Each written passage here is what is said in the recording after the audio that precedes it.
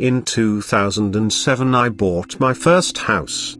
I was a single guy and so I instantly became a landlord by renting out the bedrooms in my house to other single guys. About a year later, I got married. I kicked out the renters and my wife moved into the house with me.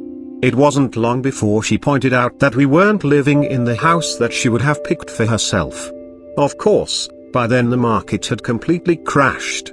We were completely upside down in the house we lived in. If we sold it, we'd still have to pay an extra $50,000 to pay off the mortgage. Selling it just wasn't an option.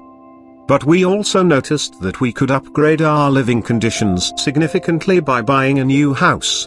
So we decided to buy a new house that was much cheaper than the first house, but also much nicer.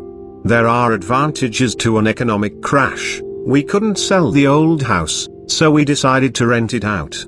We rented for about $400 more than the mortgage. That $400 goes toward upkeep first, and then anything left over is a nice little profit. Some years we've had big repairs so our profit has been very tiny. But we always make at least a little profit.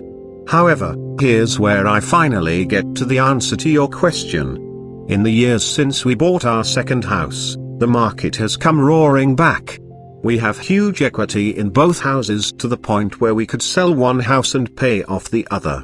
For now, we're choosing not to do that, because we like the monthly profit and we figure we can continue to ride the market upward. But the point is that we could live in a pretty nice house completely mortgage-free if we sold our rental. You won't ever get to that point if you're renting from someone else. Buying a home has so many advantages.